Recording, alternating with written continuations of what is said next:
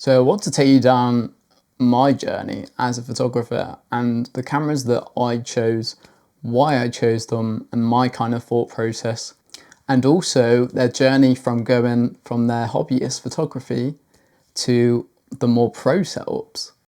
Welcome to TR Street Mag. We provide you with new insights and valuable skills every episode to help shift your perspective and put in your gear to new challenges. Our mission is to make you feel seen and heard, focusing on purposeful creativity. We help you create art you're proud of. Join our community today by subscribing to TR Street Mag. In order for you to choose the right camera and to even think about what kind of type of camera is right for you, the first thing you need to do, think about what do you need, what suits you, what do you like the look of.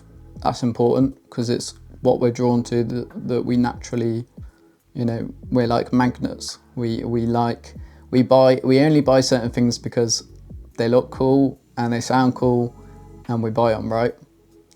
It's kind of the psychology behind getting something right, but you obviously don't want to waste your money, right? So I'm going to kind of take you down the journey of what I have done as a photographer. So we're going to go all the way back 7 years ago. 7 years ago when I started photography, I bought a Sony Cybershot. Now, before you get all excited, I didn't have a Scooby-Doo what I was doing. I didn't know how to use a camera.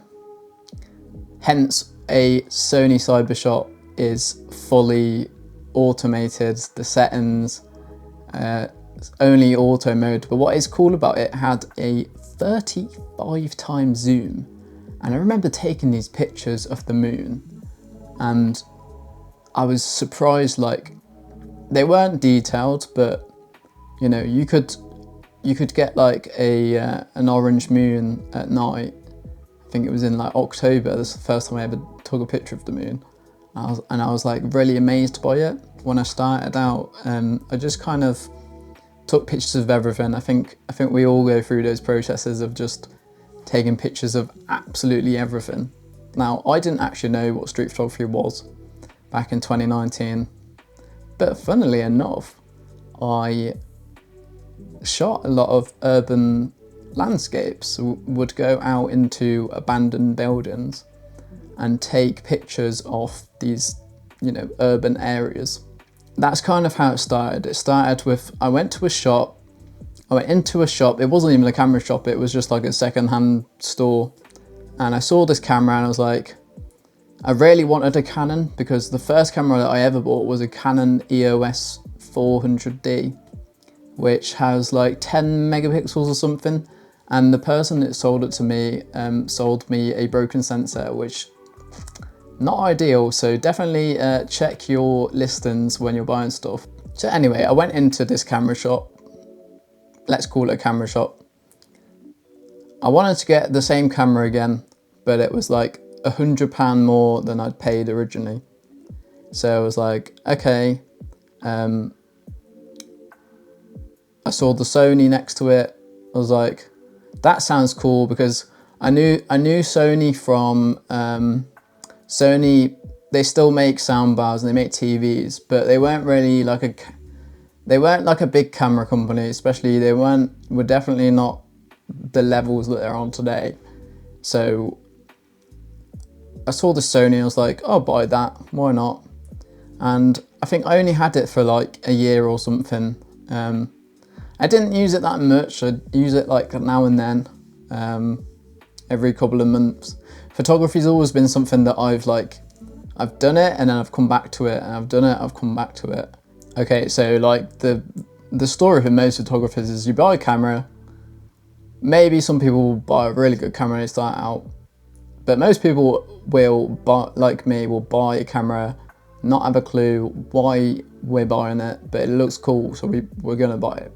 Kind of what I said at the start. You're probably gonna buy something because you like the look of it, right? So aesthetics is key, right?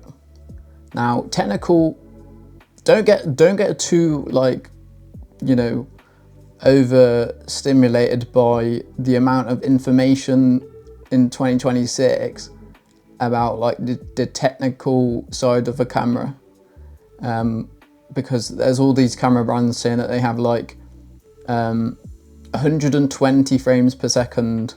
So from my experience of actually using a camera that had 120 FPS, I never needed it. Never, ever needed it.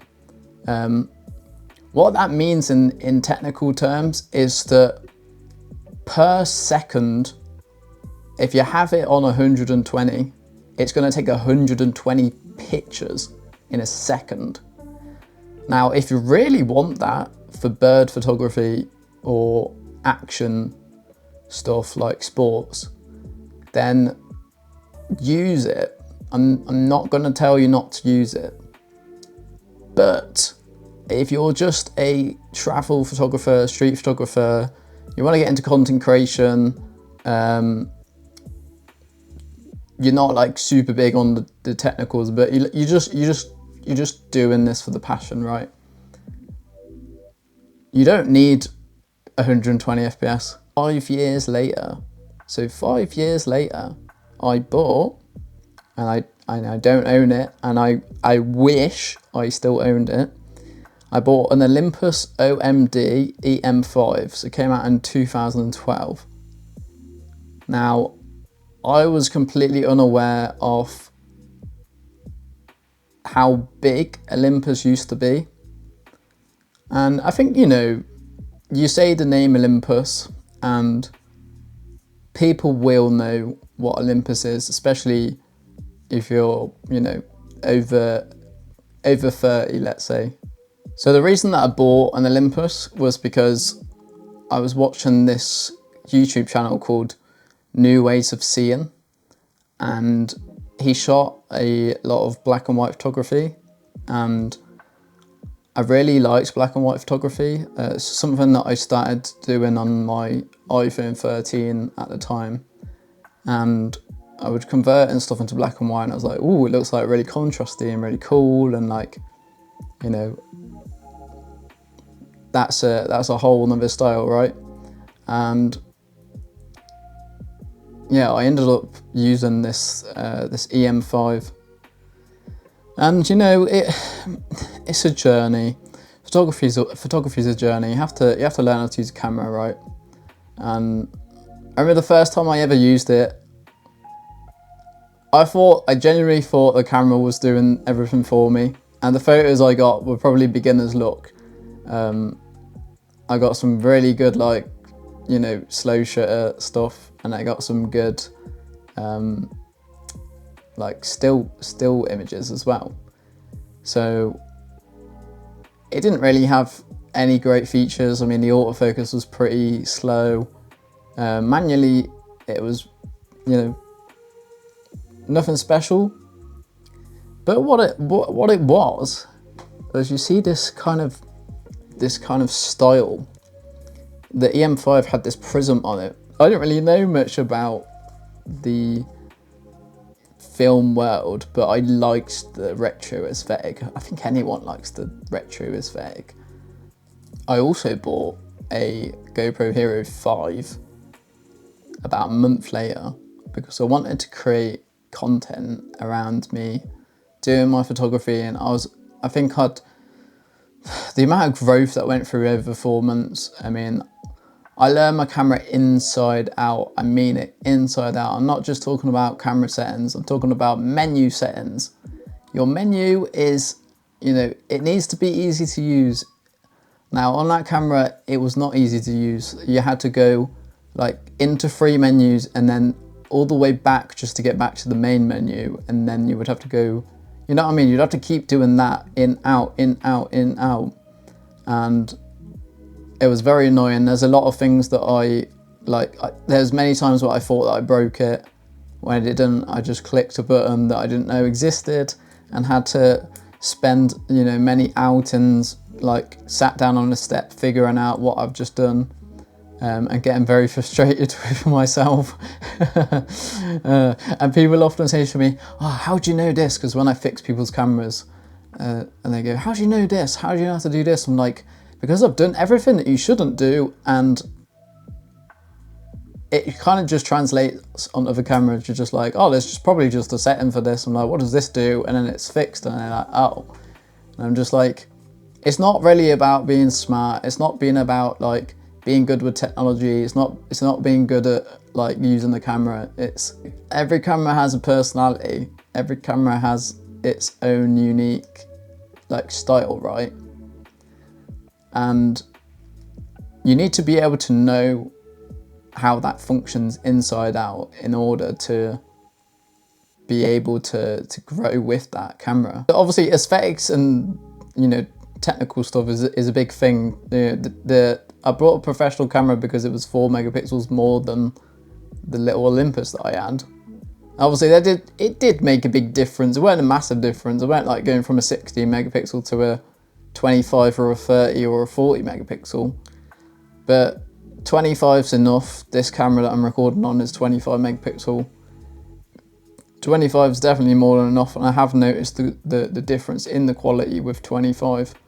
All that matters really is the lens, the glass. Remember that. So in your choices of your buying decisions, just remember that even if you get something that isn't like marketed as this big out and out thing, if you decide that like you want 2 cameras and they have 2 different mounts, but you can still, with adapters and stuff, you can still attach the same lens to both of them, then buy the good lens and buy the weaker camera, because at the end of the day, the result will be near enough the same.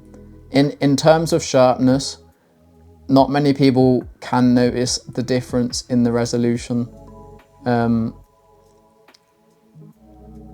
You know, you can take a good 16, 18, 20 megapixel photo, even on a film camera, and it looks absolutely great because of, you know, the amount of grain that was in the photo and the amount of like available light.